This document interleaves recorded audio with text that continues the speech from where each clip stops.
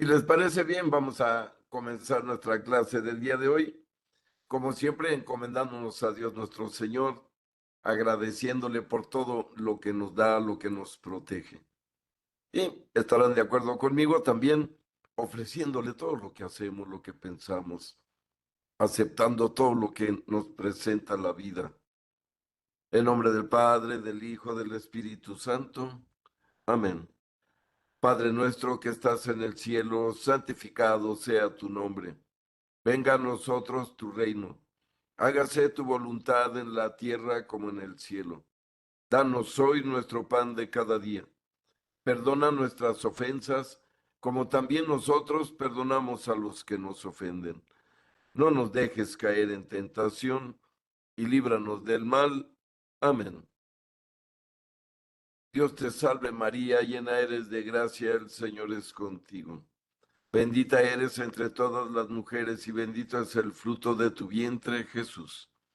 Santa María, Madre de Dios y Madre nuestra, ruega por nosotros los pecadores, ahora y en la hora de nuestra muerte. Amén. En nombre del Padre y del Hijo y del Espíritu Santo. Amén. Muy bien, pues vamos a estudiar, si les parece, recordando que estamos leyendo nuestro querido catecismo de la Iglesia Católica. Vamos a continuar en el numeral número 592, que nos va a llevar a un pequeño resumen de lo que vimos en el artículo y párrafo anteriores. Vamos a ver este resumen del capítulo 2, artículo 4, párrafo 1, donde ya veíamos desde el principio cómo nuestro no vino a abolir la ley del Sinaí, sino que la perfeccionó, la hizo, vamos a decir, como Dios la había pedido, como el Padre la había ordenado, de tal modo que reveló su hondo sentido y satisfizo por las consagraciones perdón, y satisfizo por las transgresiones contra ella. Recuerden que decíamos muchas veces que decía, por ejemplo, Jesús en el Sermón de la Montaña. Recuerden que está dicho, no adulterarás, pero Jesús perfecciona la ley. Dice, pero yo les digo, si ustedes miran a una mujer con interés de sexo desordenado en su interior, ya están adulterando. La intención ya está en el corazón. Y así, hay muchos ejemplos donde dice Jesús, antes se decía esto, pero yo les digo esto. Uno de esos grandes cambios es cuando le dicen a Jesús, oye Señor, Moisés nos permitía divorciarnos. ¿Tú por qué no? Y Jesús les contestó, no, miren, Moisés les permitió divorciarse por su corazón duro, pero al principio no fue así. Lo que les dice Jesús es que la ley siempre ordenó que un solo hombre, una sola mujer, se unirán los dos y formarán una sola carne. Pero Moisés, por el corazón duro de los seres humanos, permitió que en lugar de que se mataran, mejor que repudiaran a sus mujeres.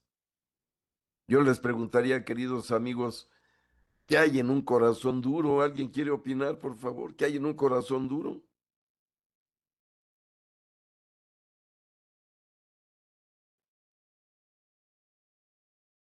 ¿Estarán de acuerdo que en un corazón duro hay envidia, rencor, pleito? Por eso dijo Jesús, por eso Moisés se los permitió, pero no es que esté bien.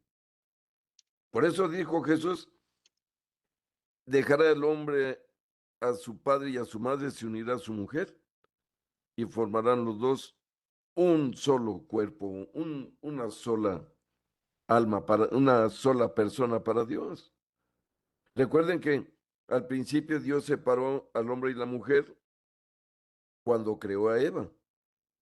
Si ustedes se acuerdan, cuando Dios creó a Eva, no hizo otro monito del barro, no formó otra figurita completa, no, más bien durmió al hombre y dormido lo partió en dos, si me permiten esa expresión.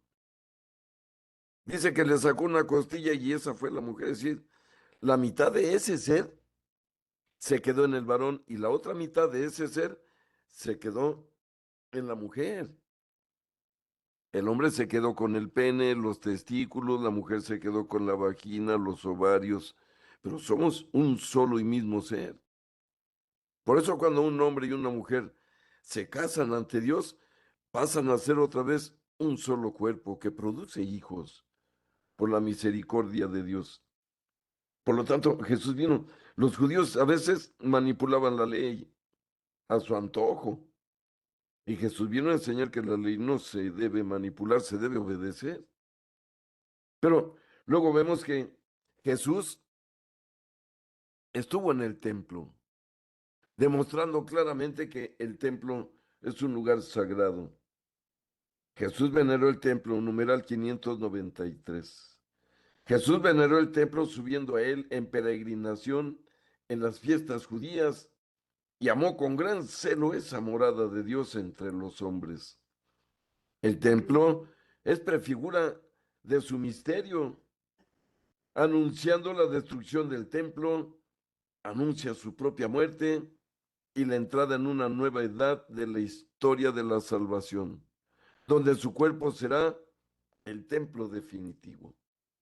Ya decíamos que Jesús les dijo, ¿ven estas piedras y estas paredes y estas columnas? Pues no quedará de ellas piedra sobre piedra, será destruido.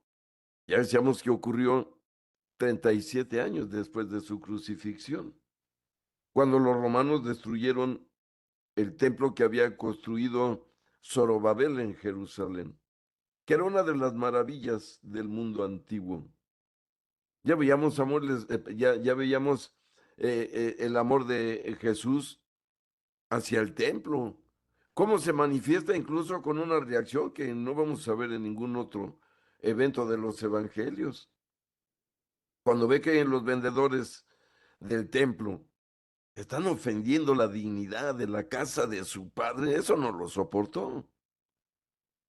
Ya vimos que ahí sí no les dijo, les pongo la otra mejilla, no, ¿eh? Dice la escritura que hizo un látigo de cueros y los arrojó del templo a latigazos, es decir, con violencia, les volcó las mesas, arrojó el dinero por el suelo. Es algo muy tremendo. Mucha gente se imagina a Jesús solamente muy pacífico, que aguanta todo. Sí lo hizo cuando iba a salvarnos.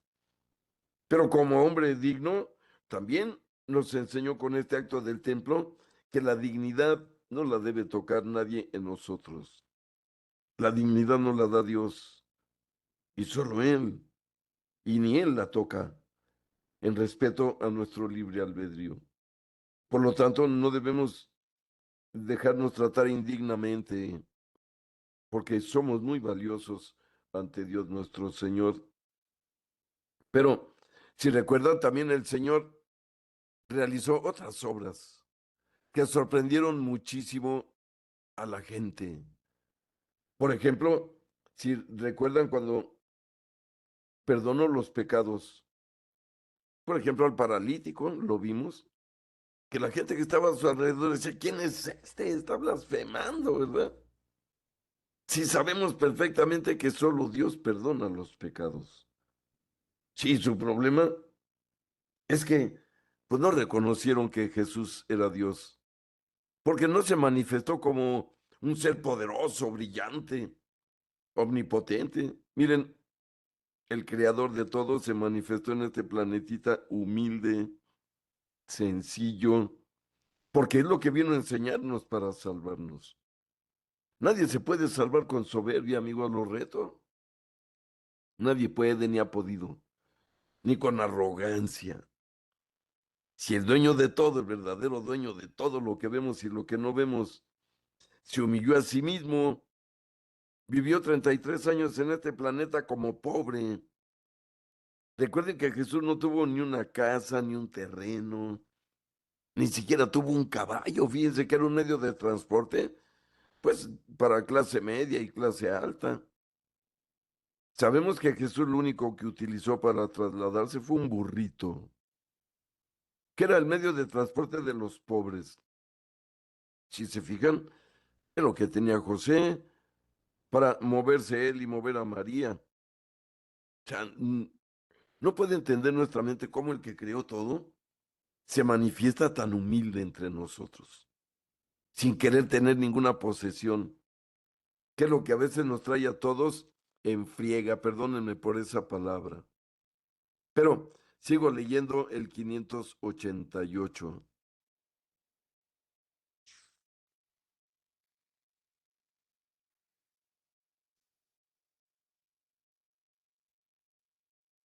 Perdón, el 595. E iniciamos el asunto de que Jesús murió crucificado. Bien, este es el evento, ya lo hemos dicho, más grandioso que podamos contemplar en la tierra. Porque cuando Jesús dio su vida en la cruz por nosotros, ahí comprobó que era nuestro amigo. Había dicho un amigo dar su vida por los amigos, pues en la cruz dio su vida por nosotros, sus amigos, los que estemos en gracia. Y hemos definido la gracia de Dios como su amistad. No es ni más ni menos. Eso es la gracia para un creyente.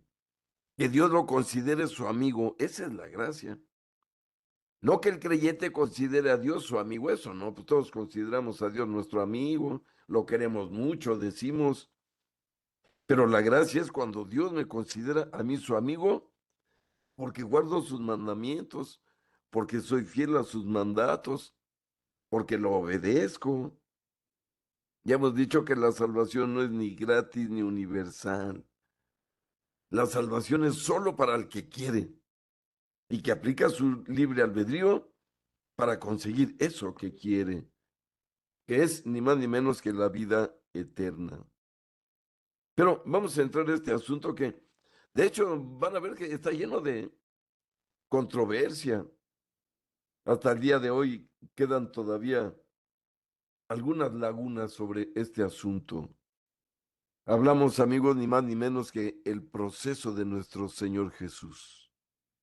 Como el Dios hombre, y hay que entenderlo perfectamente, el Dios hombre permitió que los hombrecitos lo juzgaran, fíjense. Y no solo eso, sino que lo declararan culpable y lo mataran en la cruz. Vaya que los seres humanos somos de verdad ingratos, somos indolentes, pero la misericordia de Dios nos salva. Esa es la realidad. Si no contáramos con la misericordia de Dios, pues no podría existir el mundo, no tendría un sustento. Para alcanzar la paz es necesaria y fundamental la misericordia de Dios, que solo vamos a recibir si estamos con Él, si nos considera dignos de su misericordia. Pero vamos a iniciar el párrafo 2. Jesús murió crucificado.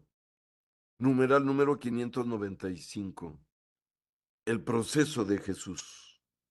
Divisiones de las autoridades judías respecto a Jesús. Entre las autoridades religiosas de Jerusalén, no solamente el fariseo Nicodemo o el notable José de Arimatea eran en secreto discípulos de Jesús, sino que durante mucho tiempo hubo disensiones a propósito de él, hasta el punto de que en la misma víspera de su pasión, San Juan pudo decir de ellos que un buen número creyó en él, aunque de una manera muy imperfecta, como lo dice San Juanito en su Evangelio capítulo 12 versículo 42. Eso no tiene nada de extraño si se considera que al día siguiente de Pentecostés, multitud de sacerdotes iban aceptando la fe, como lo dice el libro de los Hechos, capítulo 6 versículo 7, y que algunos de la secta de los fariseos habían abrazado la fe. Hechos 15:5, hasta el punto de que Santiago puede decir a San Pablo que miles y miles de judíos han abrazado la fe y todos son celosos partidarios de la ley, como lo dice el libro de los Hechos, capítulo 21, versículo 20. Miren, aquí está claro.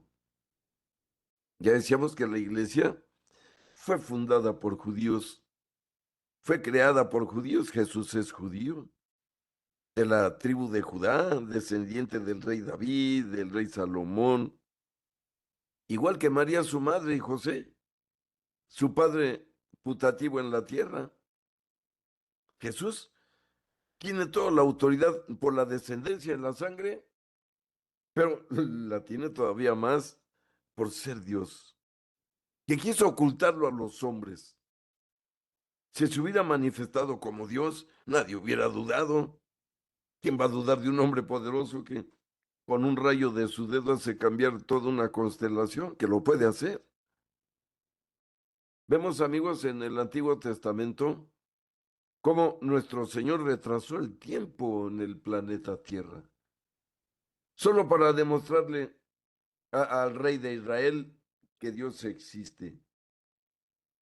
Se los voy a compartir por ahí en el grupo de WhatsApp para que vean cómo dice el libro de Isaías en el retraso del tiempo que el Señor retrasó el día 15 grados. Fíjense, recuerden que el planeta gira a los 360 grados para completar un día. Dice la Biblia en el profeta Isaías que Jesús la retrasó. Es decir, estamos hablando alrededor de 45 minutos. Fíjense, la sombra no recorrió absolutamente un milímetro en ningún lugar.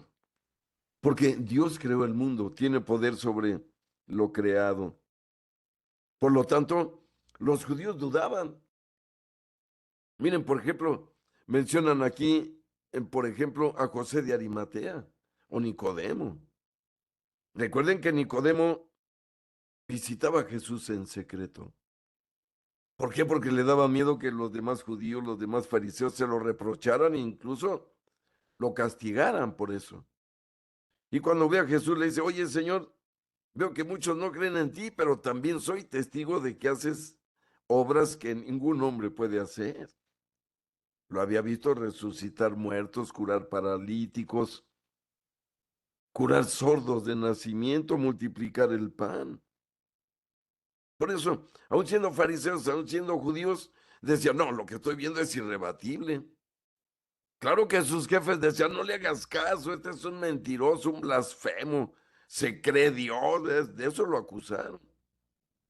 Aunque en el fondo lo que les dolió es que los quitara de su comodidad, de su zona de confort, que le ponían al pueblo cargas difíciles de llevar, pero ellos no las movían ni con un dedo meñique, decía Jesús, sobre estos fariseos abusivos, mentirosos.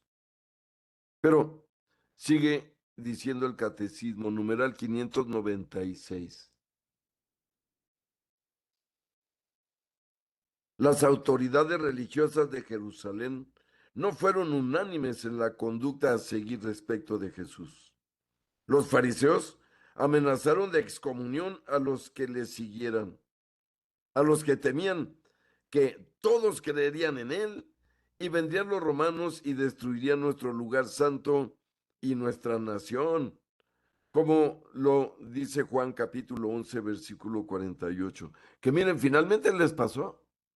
Vinieron los romanos y destruyeron Jerusalén. No se salvaron de eso. Pero, miren, tenían miedo porque decían, todos van a creer en ese tal Jesús. Y entonces se va a irritar el emperador romano, que es nuestro amo, pues somos colonia de los romanos, ¿sí? Y entonces anda enseñando que debemos creer en otra persona y no en el César. Acuerden de que lo acusaron de eso. Recuerden que le dijeron a Pilatos, este se dice rey. Y nosotros reconocemos más rey que al César, le dijeron los judíos falsos, ¿verdad? Es algo muy tremendo. Pero miren, volvemos a lo verdaderamente misterioso de esto que estamos aprendiendo del catecismo. ¿Cómo entender que Dios, hombre todopoderoso, omnisciente, dueño de todo, se dejó juzgar? Fíjense la humildad. Yo siempre digo cuando comparto estos temas, yo desde mi pensamiento humano que hubiera permitido esto. Yo hubiera ordenado que bajara un ejército de ángeles y aplastara a todos enfrente de mí. Pero dice Isaías que Dios no piensa como hombre. Vino a salvarnos, no importa lo que le costó, lo que sufrió. Esa es la verdadera enseñanza del Mesías. Pero sigue diciendo aquí,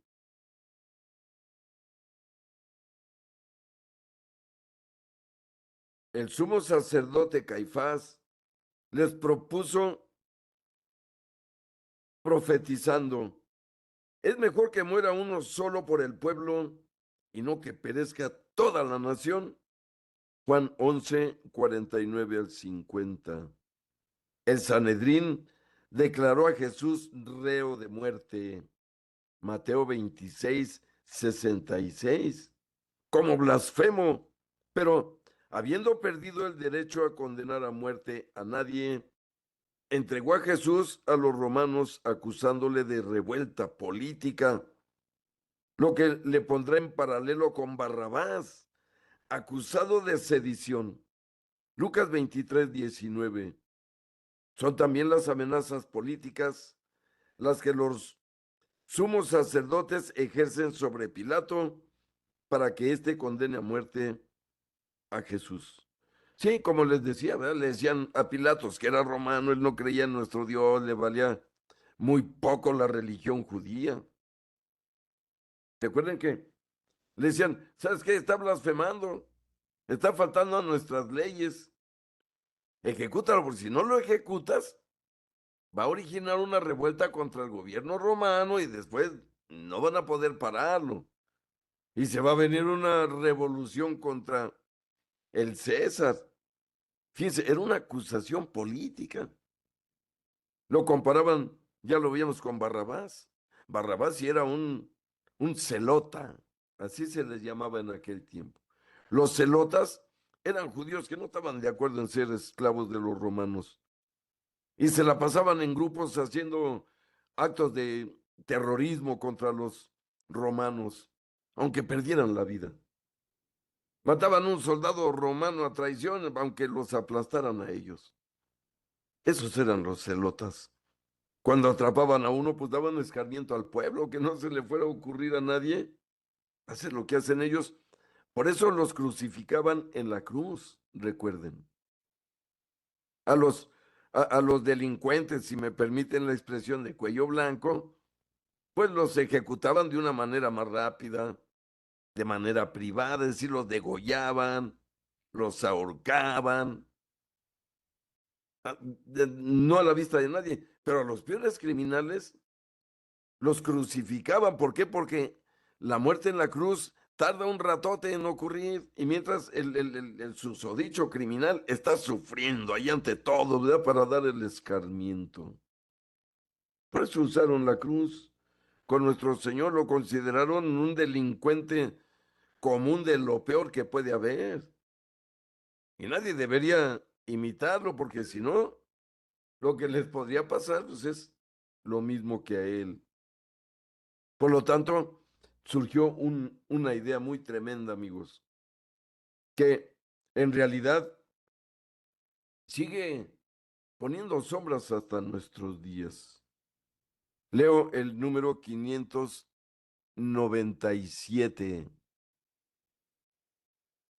Teniendo en cuenta la complejidad histórica manifestada en las narraciones evangélicas sobre el proceso de Jesús, y sea cual sea el pecado personal de los protagonistas del proceso, Judas, el Sanedrín, Pilato, lo cual solo Dios conoce, no se puede atribuir la responsabilidad del proceso al conjunto de los judíos de Jerusalén, a pesar de los gritos de una muchedumbre manipulada y de las acusaciones colectivas contenidas en las exhortaciones a la conversión después de Pentecostés. El mismo Jesús, perdonando en la cruz, y Pedro, siguiendo su ejemplo, apelan a la ignorancia de los judíos. Hechos 3:17. De los judíos de Jerusalén e incluso de sus jefes. Miren, dice San Pedro en esa parte, si hubieran sabido a quién estaban crucificando, dice San Pedro, no lo hubieran hecho, por supuesto. Fue por su ignorancia. Y el perdón es el que pronuncia Jesús en la cruz antes de morir. Perdónalos, Señor, porque son unos ignorantes, no saben lo que hacen. Si en realidad, vuelvo al mismo comentario de Pedro, si hubieran sabido a quién estaban lastimando, ejecutando y matando, al más bueno que puede existir en toda la creación, no lo hubieran hecho. Como dice aquí el catecismo, fueron manipulados los judíos para gritarle, crucifícale a Pilatos, manipulados por los jefes, como pasa en nuestros pueblos y en nuestros días con los políticos que manipulan a la masa para pedir lo que la masa no quiere, sino lo que está pidiendo el sátrapa, el líder, el que está promoviendo aquel desorden social. Pero está claro que no debemos culpar a todos los judíos. Esto originó una gran fractura entre la Iglesia Católica y los judíos desde el siglo primero, amigos, hasta el Concilio Vaticano II. Y tengo que decirlo. ¿Por qué? Porque a veces malentendemos estas cosas. Y gran parte de la Iglesia, incluso obispos, sacerdotes, llegaron a creer por siglos que los judíos habían matado a Jesús. Y así lo enseñaban. Los judíos mataron a Jesús. Pero, insisto, a partir del Vaticano II ya no vamos a afirmar eso nunca más, porque sería culpar también a los apóstoles, a María, a José, claro que no. Hay dos tipos de judíos, los que creyeron y fundaron la iglesia y los que no creyeron y siguen sin creer hasta nuestros días, que son los judíos israelitas que siguen sin reconocer al Mesías 2000 años después. Si esto no ha parado. Aquí lo importante de esto que estamos leyendo es de que, miren, la verdad está clara cuando Jesús la revela. Cuando hubo este debate con los judíos, que insisto, se vino a resolver en 1965, en un debate serio, formal. Miren, les aviso que desde el Concilio Vaticano II ya hay rabinos judíos estudiando en seminarios católicos. Y hay sacerdotes católicos estudiando en las escuelas rabínicas de Israel, porque hemos descubierto que somos la misma religión. Jesús nos dice claramente en Juan 4 con la mujer samaritana en el pozo, porque la salvación viene de los judíos. Por lo tanto, no hemos de culpar a los judíos de la muerte de nuestro Señor Jesús. Pero el motivo principal no es ese. El motivo principal nos lo sacaron en la cara los judíos con nuestros propios argumentos. Miren, recuerden, amigos, que para nosotros, sin lugar a ninguna duda absolutamente, Jesús es Dios. Lo afirmamos, lo creemos con todas nuestras fuerzas, con toda nuestra alma, con todo nuestro corazón. Y entonces, un día un rabino judío le dijo a un obispo, oiga, si usted está diciendo que Jesús es Dios, ¿cómo nos acusan los judíos de haberlo matado? A Dios no se le puede matar. Y fíjense que tenía razón el judío, aquel rabino. ¿Cómo dicen que mataron a Jesús si afirmamos que es Dios? No, miren, la verdad la revela Jesús mismo. Los invito a que vean el capítulo 10 de San Juan, versículos 17 y 18, donde nuestro Señor afirma, nadie me quita la vida, yo la doy porque quiero, porque tengo poder para darla y poder para recobrarla de nuevo. Pues a eso me mandó mi Padre y es lo que he venido a hacer. Mira, está claro. A Jesús no lo mató nadie, él se dejó matar en su parte humana, ¿eh? Él entregó su vida humana. ¿Quién puede matar a Dios? Nadie. Por lo tanto, Jesús, con esa frase, liberó a los judíos para siempre. A mí nadie me puede matar, yo doy mi vida porque quiero, porque tengo poder para darla y poder para recobrarla de nuevo. Lo demostró, amigos, con la resurrección más que de sobra. Dice San Pablo, si Jesús no resucitó, vana es nuestra fe, mejor vamos a divertirnos y embriagarnos y gozar la vida. No, Jesús resucitó, demostrando con ese solo hecho que venció al pecado, a la maldad, al crimen, a la muerte misma. Por eso es que no nos debe asustar. El sufrimiento, la muerte, son partes inherentes a la existencia y traslado de todo creyente hacia el cielo, si es que quiere ir para allá.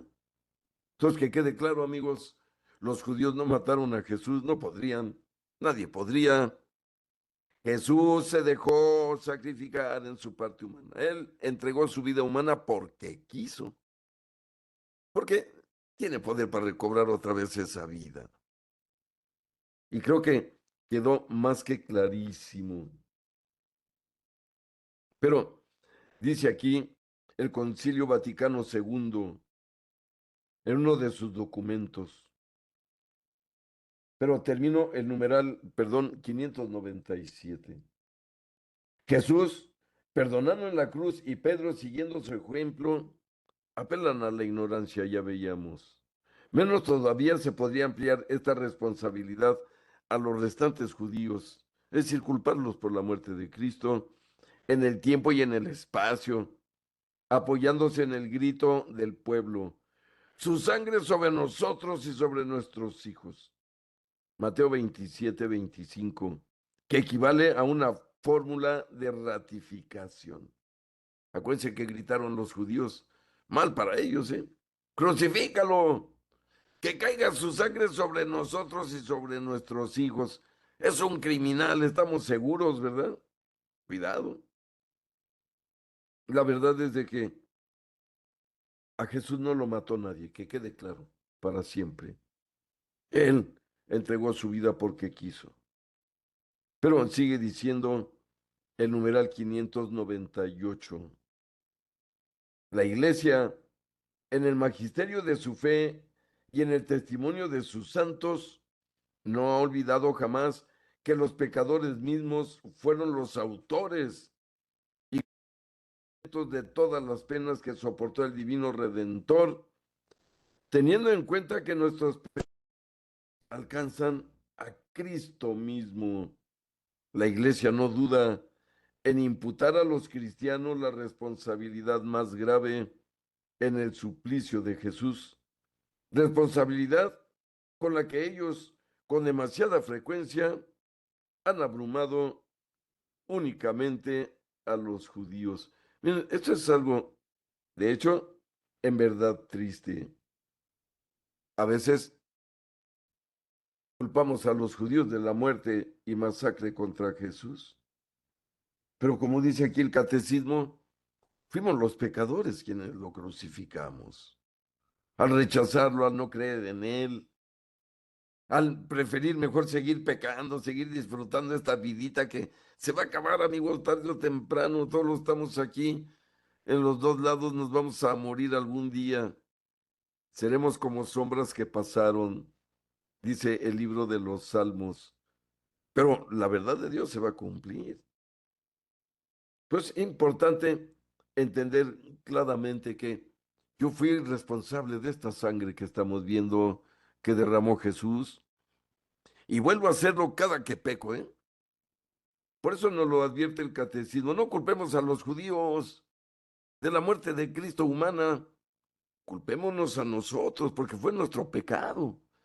Recuerden que Él asumió los pecados de todos en su propio cuerpo.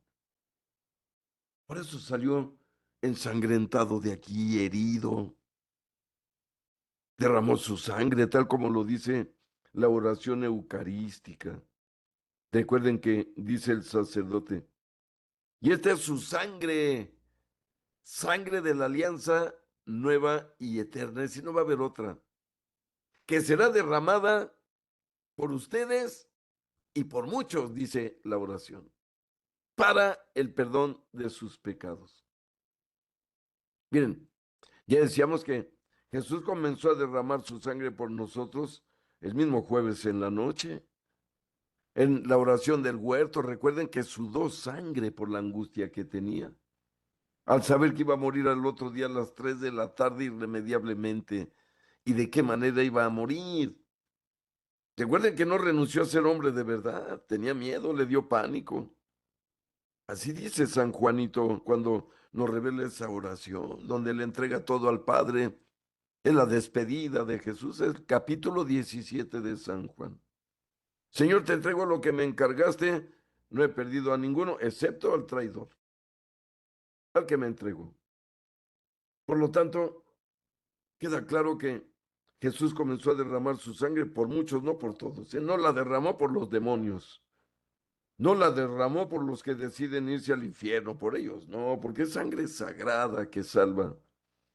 La derramó por el que quiera salvarse y con su libre albedrío acepte someterse a Dios, agradarlo, guardar sus mandamientos.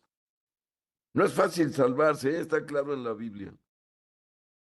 Dice San Pedro, queridos amigos, si los justos se salvan a duras penas, ¿qué va a pasar con los pecadores, verdad? Que somos la gran mayoría. Acuérdense que la puerta de la perdición es ancha y fácil, pero la puerta de la salvación es angostita, estrecha, tiene espinas y amargos. Muchos son los llamados y pocos los elegidos. La salvación no va a ser para todos, va a ser solo para el que quiera y aplique su voluntad en agradar a Dios, en valorar su amistad, es decir, su gracia. Es decir, no voy a pecar contra Dios porque puede dejarme de declarar su amigo. Dios no considera amigos a los criminales, a los ladrones, a los mentirosos, a los borrachos. ¿Cómo va a considerar Dios el perfecto como amigo a un ser humano así? Cuando el que nos creó sabe la potencia que tenemos en el cerebro, en la mente, en el espíritu, en la conciencia. Tenemos todo para ser buenos si queremos. Ahí está el asunto de la salvación. Si queremos, nos vamos a salvar, ¿eh? Si dudamos, podemos caer en el purgatorio. Pero si no queremos salvarnos, también Dios nos va a entregar eso que pedimos. Recuerden que está bastante más claro que en todas las épocas que donde hay más almas desde Adán hasta este día es en el infierno, sin lugar a dudas. Y después en el purgatorio. Donde hay menos almas es en el cielo. ¿Por qué? Porque es el lugar más difícil de conquistar. Pero fíjense, quienes están en el cielo lo entendieron y sacrificaron unos añitos de vida terrenal aquí que pasaron como un chispazo de cerillo al raspar la cajita y ahora ya están gozando eternamente. Decía Santo Tomás de Aquino, entre otros, que si supieran los pecadores lo que se sufre con solo un minuto en el infierno, preferirían sin duda aguantar todos los sufrimientos de la tierra con tal de no ir a parar aquí. Pero todos los que paran allí entienden algo, es demasiado tarde. Ahí ya no se puede hacer nada. Y miren, sobre esto nos va a hablar un querido Hijo de Dios, hermoso, abundante, gigante de todos los tiempos. Hablamos de San Francisco de Asís. Si hubo un alma humana que quiso asemejarse a Jesús por su propia voluntad, se llama San Francisco de Asís. Miren, por eso le aparecieron las llagas de la cruz en sus manos, ahí tienen la imagen. Y la llaga de Jesús en el costado también le apareció y le dolían estas llagas. se le irritaban. Miren, fue de tanto que quiso parecerse San Francisco a Jesús, incluyendo aceptar los sufrimientos con valentía. La valentía no es para golpear a otro, la valentía es para dominarme a mí mismo y a mis miedos y a mis defectos y a mis animales interiores que me invitan a hacer lo contrario a lo que Dios me manda. Pero miren lo que decía San Agustín. Estamos en el numeral 598. Debemos considerar como culpables de esta horrible falta. Hablamos de la muerte de nuestro Señor en la cruz. Perdón, esta horrible falta a los que continúan recayendo en sus pecados, ya que son nuestras malas acciones las que han hecho sufrir a nuestro Señor Jesucristo el suplicio de la cruz. Sin ninguna duda, lo que sumergen en los desórdenes, perdón, el suplicio de la cruz, sin ninguna duda, los que se sumergen en los desórdenes y en el mal, crucifican por su parte de nuevo al Hijo de Dios y le exponen públicamente a la infamia. Hebreos 6:6.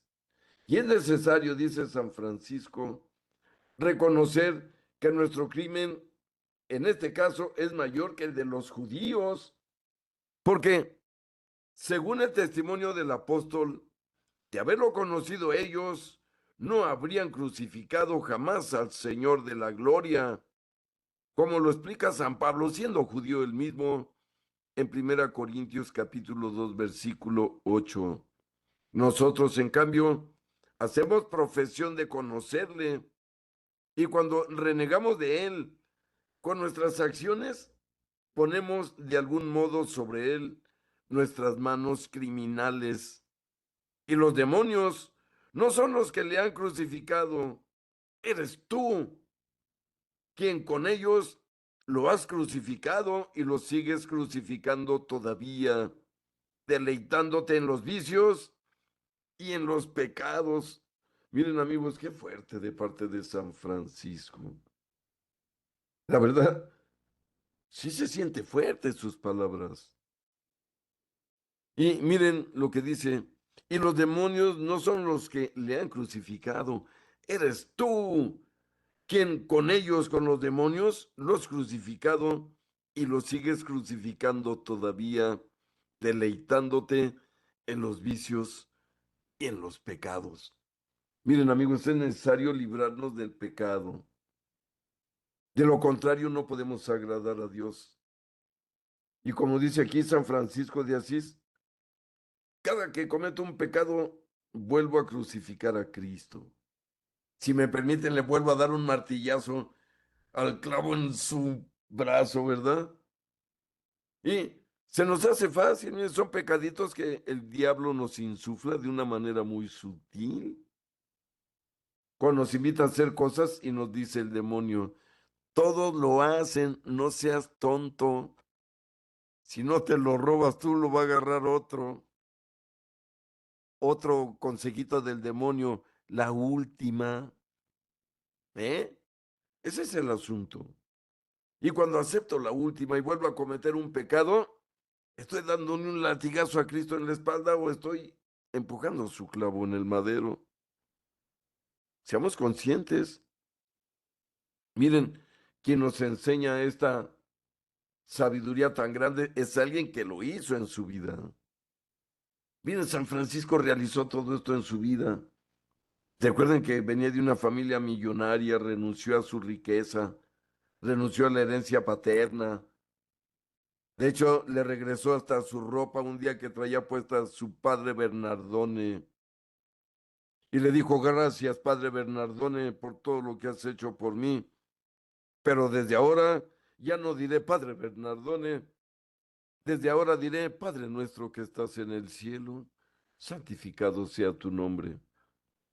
Miren, es importante entender que nuestro pecado le duele a Dios, como nos debe doler a nosotros. Miren, ¿qué sentirían ustedes, amigos, que están compartiendo conmigo esta clase, si les tocara ver cómo pecan sus hijos? ¿Cómo lo hacen? ¿De qué manera le dan la espalda a Dios para satisfacer un ratito su cuerpo y su ego y sus pasiones? Miren, yo lo pienso para mí y no me gustaría. Creo que me dolería mucho. Tal vez me preguntaría, ¿no ha entendido mi hijo, mi hija, lo que le he enseñado de Cristo? Por eso, amigos, cada que veamos al Cristo crucificado, recordemos que podemos ser de los que estamos latigándolo, escupiéndolo o clavándolo en la cruz. Por lo tanto, hemos de estar muy atentos a nuestras acciones. La fe se demuestra con hechos, no con palabras, ¿eh? Recuérdenlo.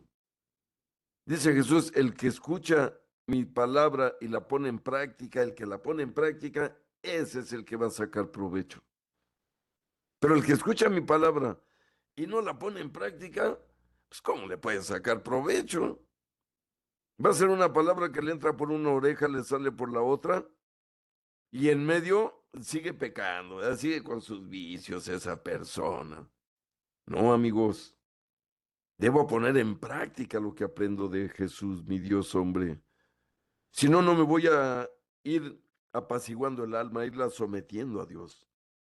¿Se acuerdan que nuestra alma está bronca? Tenemos que someterla, tenemos que educarla.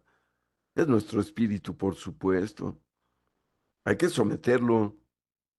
Por eso, el mejor ejercicio para esto es el ayuno. Si yo me acostumbro a ayunar de vez en cuando, mi cuerpo jamás me va a llevar atrás de una tentación, porque lo tengo sometido a mi voluntad.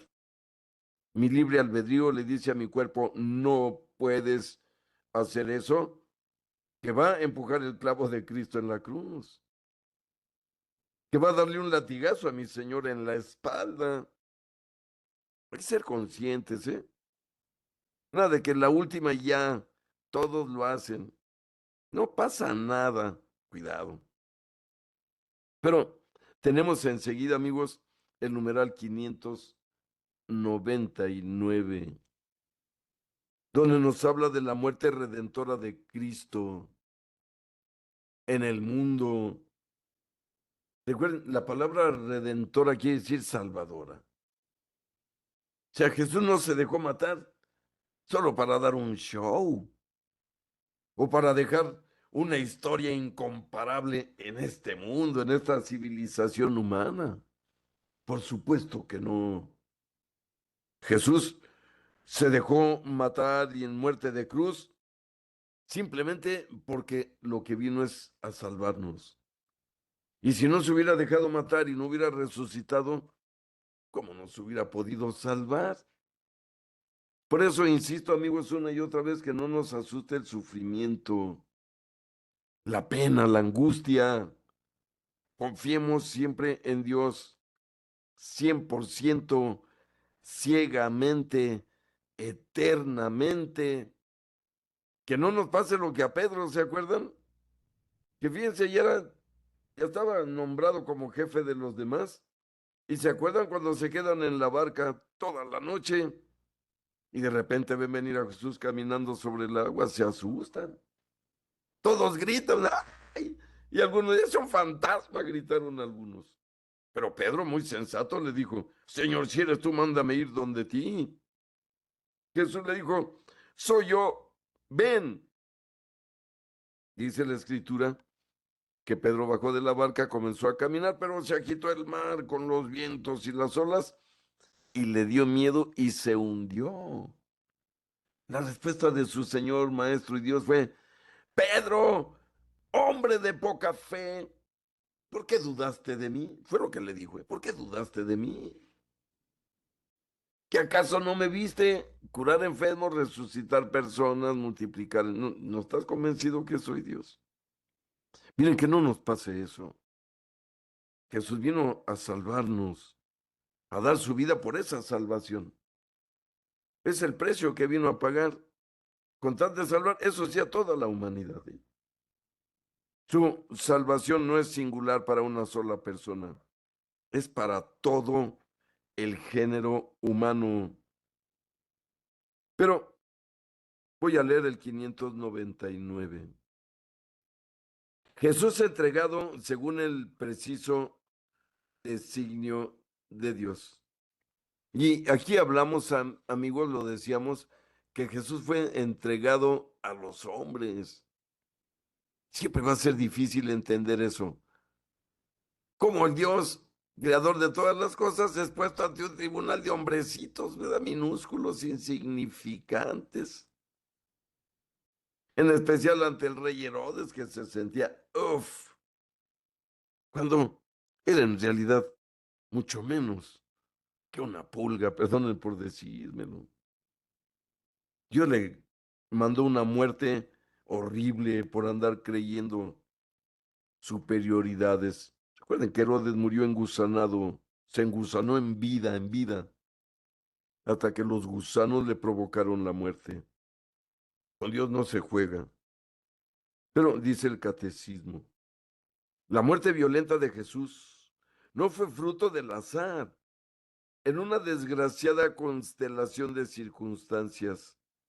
Pertenece al misterio del designio de Dios, como lo explica San Pedro a los judíos de Jerusalén, que en su primer discurso de Pentecostés fue entregado según el determinado designio y previo conocimiento de Dios. Hechos 2:23. Este lenguaje bíblico no significa que los que han entregado a Jesús, Hechos 13:13, fuesen solamente ejecutores pasivos de un drama escrito de antemano por Dios. Para Dios, todos los momentos del tiempo están presentes en su actualidad. Miren, ya hemos dicho que Dios se llama Yo soy, es decir, yo soy eternamente. Ese es su nombre. Yo soy eternamente. De Dios no podemos decir fue o será, Dios es. Y aquí lo explica bien el catecismo. Para Dios todos los momentos del tiempo están presentes en su actualidad. Para Dios, amigos, eternamente es hoy. En el cielo se vive un domingo sin ocaso, fíjense, lo dice, si recuerdan la liturgia en la misa. Señor, recíbenos en tu domingo sin ocaso, es decir, un día, un domingo que no termina nunca. Si no va a salir la luna y se va a hacer de noche. No, eso ocurre en nuestro planetita que está girando. Pero hemos aclarado que el cielo no es un planetita que está girando. El cielo es un lugar estable, firme, no se mueve, no se ha movido ni se moverá. Ahí vive el yo soy. Miren, para el yo soy, la creación del mundo hace 400.000 millones de años ocurrió hoy en su día de Dios. La desaparición de los dinosaurios en el día de Dios ocurrió hoy. La venida de Cristo al mundo ocurrió hoy. De eso estamos hablando del Dios creador. Dice el catecismo, es el numeral 600. Por tanto, establece su designio eterno de predestinación, incluyendo en él la respuesta libre de cada hombre a su gracia, es decir, a su amistad. Si verdaderamente se han reunido en esta ciudad contra tu santo siervo Jesús, que tú has ungido, Herodes y Poncio Pilatos, con las naciones gentiles y los pueblos de Israel, de tal suerte que ellos han cumplido todo lo que en tu poder y tu sabiduría habías predestinado.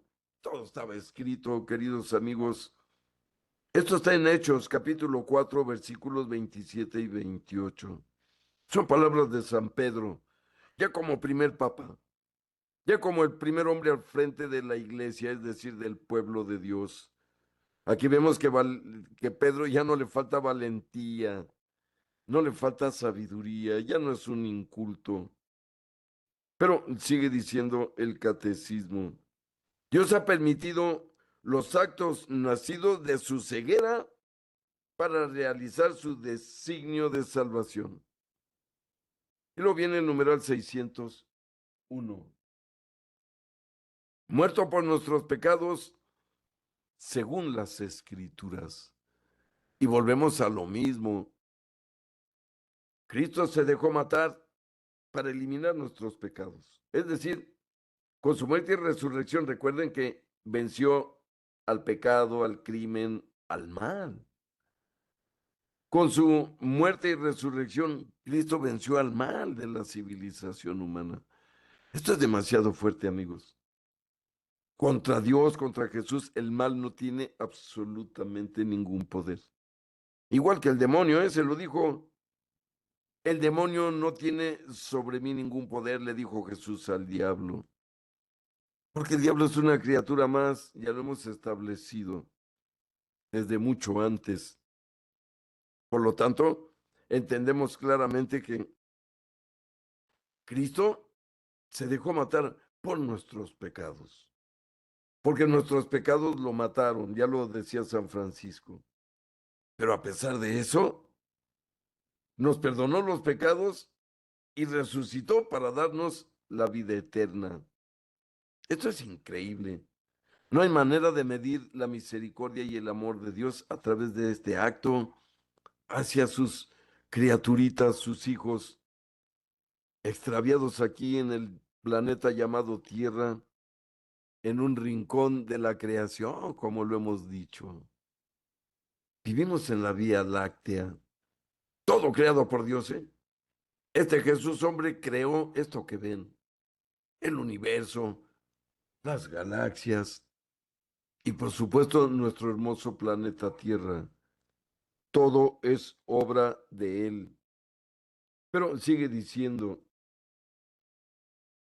San Pablo profesa en una confesión de fe que dice haber recibido 1 Corintios capítulo 15, versículo 13, perdón, versículo 3, que Cristo ha muerto por nuestros pecados según las Escrituras. La muerte redentora de Jesús, es decir, salvadora, cumple en particular la profecía del siervo doliente. Jesús mismo presentó el sentido de su vida y de su muerte a la luz del siervo doliente. Después de su resurrección, dio esta interpretación de las Escrituras a los discípulos de Emaús, luego a los propios apóstoles. Miren, esto es real. Recuerden que Jesús cumple esta profecía. El siervo doliente es una profecía de Isaías, queridos amigos, donde Isaías dice, mi siervo a quien elegí se volverá en el siervo de salvación, pero va a ser masacrado, va a ser ensangrentado, va a ser abatido por los hombres a los que venía a salvar. De verdad que siempre va a sonar cruel eso.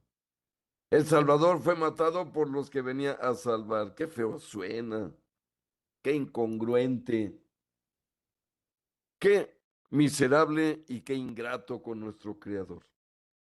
Fíjense, matamos al que venía a salvarnos según nosotros, porque no podemos matarlo, como ya quedó claro. Pero si no hubiera tenido el poder de retomar su vida, lo hubiéramos matado, ¿eh? No estaría ya con nosotros. Afortunadamente es Dios y tuvo el poder para recobrar su vida de nuevo. Y tiene el poder por los siglos de los siglos, como decimos en la misa. A Él la gloria por los siglos de los siglos. Amén. Y ahí le tenemos que dejar, queridos amigos, por el día de hoy, para continuar en nuestra próxima clase. Les voy a pedir un favor, díganme por favor si se corrigió el problema del audio, por favor, porque me preocupaba mucho. ¿Me escucharon bien esta vez? Sí, Sí, maestro, lo Jaime, muy escuchamos bien. bien. Muy bien. Mi querido Lorenzo,